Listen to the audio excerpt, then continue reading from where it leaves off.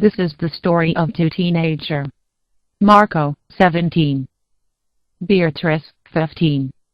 We will follow their lives over a period of 10 years. The action takes place in Rome and Paris.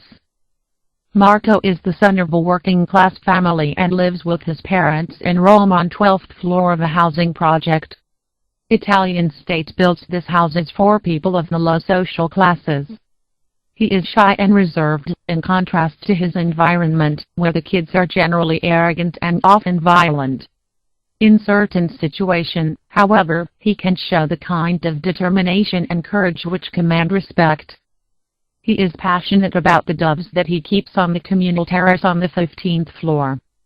Beatrice lives with her parents in the house on the hill right opposite the building where Marco lives. Beatrice's house is a villa, as we intend in Italy with the name of villa or elegant house. It is summer, she is sunbathing in the garden, and every so often she takes a dive in the swimming pool. These two kids do not know each other. But one day Marco buys a pair of binoculars so he can observe his doves in flight. While watching them circling in the clear July sky, his gaze falls on the house on the hill. He adjusts the focus and for the first time sees Beatrice. She is beautiful, with long curly hazel-colored hair and a stunning body. Marco is immediately captivated. An insane desire to know her burns inside him. Unfortunately, this won't be easy. He is aware of the wide social gulf that separates them, and this stops him from making any kind of attempt. The day goes by and he becomes more and more frustrated when the doves come unexpectedly to his rescue. In the heat of the summer they cool off from time to time by diving into Beatrice's pool. When Marco notices this habit of theirs, he is euphoric and devises an unusual way in which to get in contact with the girl. His idea is to attract attention to the doves by tying long colored ribbons to their feet together with messages reading, "Hi. My name is Marco and I'm watching you from the building opposite your house. If you want to call me, my number is 34. He does not lose any time before putting his plan into action. He calls for all his feathered friends and ties 3 yards of colored ribbon to their legs. Then he sets them free. Obviously the doves do not fly straight to the swimming pool, but after a week of trying, Marco finally achieves his objective. Beatrice notices a dove playing in the pool and, thanks to the fact that someone has tied a long ribbon to its leg, she catches it as easily as if she were taking a dog by the lead. So Marco gets to know Beatrice, she calls him and they meet. Fate has decided that Beatrice should be strongly attracted to Marco. It is the beginning of a long and intense love story, of the kind that only teenagers are capable. It goes on for months. Unfortunately, however, Beatrice's father, a successful lawyer, cannot tolerate his daughter's relationship with a boy who is uncultured and, even worse, working people class. On more than one occasion he shows his steadfast opposition by badly humiliating Marco. For Marco this is a distressing period. He regrets not finishing high school. He resents his parents for their ordinariness and, as if all this was not enough, after a fight over scooter race someone kills his doves.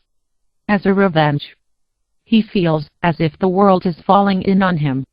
He feels as if he does not have the will to carry on. He is experiencing one of those critical adolescent periods which could lead down the road to drug abuse or even suicide. During this time Marco starts hanging out with certain people. They often go to Piazza Navona, very ancient square in Rome.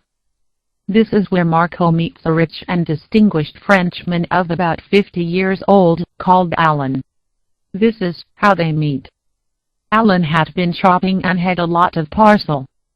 He asked Marco and his friends to help him carry them to his home near the Spanish Steps, for which they would be generously rewarded. The 3 kids, penniless as usual, did not need to be asked twice. Alan's apartment was splendid with views over the famous steps. There were objets d'art everywhere, from paintings to ornaments, and even a finely inlaid grand piano. Marco, who possessed an innate aesthetic sensibility, looked around, enchanted. He was struck by one painting in particular and asked, "Is this an original Ferrazzi?" The question surprised Alan. He would never have imagined a kid from the wrong side of the tracks would ask such a thing. He asks the kid how he had been able to recognize. The artist even thought the work was not even signed. Marco explained that he had always been interested in the arts and humanities at high school. Alan's curiosity was aroused and he asked him whether or not he graduated. Marco lowered his head and confessed that he had had to leave his studies before graduation because his family could not afford to keep him at school. Alan was touched and made a suggestion. He explained that in 5 days' time he would be moving back to Paris for good. He offered to take Marco to France and enroll him in a top school. Marco was very flattered by this proposal, but replied that he would have to think it over and that he would give his decision within the 5 days. At this point Alan took 3 crisp, new 100,000 bills from his wallet for the 3 kids in return for their help. They were feeling embarrassment but delighted and thanked him with exaggerated gratitude. On the way home his 2 friends warned Marco of Alan's attentions, for, as far as they were concerned, that distinguished gentleman had to be homosexual. Marco had also realized this from Alan's delicate and effeminate ways, but his proposal seemed like a sign from above, enabling him to liberate himself from his own condition. After all, what would he be leaving behind but ordinariness and squalor? But now a glimmer of light had appeared before him, showing him the way to a better future. After just 2 days he decided to accept Alan's offer to travel to Paris with him. Besides, Marco had just turned 18 and was free to decide for himself what he wanted to do with his life. Alan was indeed homosexual, but he acted purely as a patron towards the boy, never expecting sexual relations of any kind in return. As promised, he immediately enrolled Marco in the top private school in Paris and he graduated in just 2 years. It must be said that Marco and Beatrice always kept in contact by mail. Beatrice had suffered badly after Marco's departure, but time had eased her sadness, and in the end they decided maturely to call a stop to their relationship, with the hope and intention that they would one day meet again. So, with the right financial support and his own personal efforts, Marco climbed steadily, step by step, up the social and cultural ladder. Meanwhile, Beatrice's family started to notice an economic decline. Her father's passion for playing cards had led him into the hands of money-lenders who stripped him of all of his assets. In the end he was forced into bankruptcy. Beatrice, now 19, had to start working, putting to good use the grade school teaching diploma that she was lucky enough to have got. She would teach in a nursery school run by nuns and rented a modest apartment, which she shared with 3 of her workmates to minimize the costs. Despite all this, she finally enjoyed a period of tranquility, and even began a new relationship. More years went by. Marco graduated from university. Alan was proud of him and organized a party in his honor. This would be the climax of Marco's achievement. Right in the middle of the party, Alan called for the attention of all guests. It was time for a speech, a public eulogy to Marco. At the end of his speech there was a loud round of applause, but Alan again called for attention. There was another surprise. Alan introduced a new pupil into society for the first time.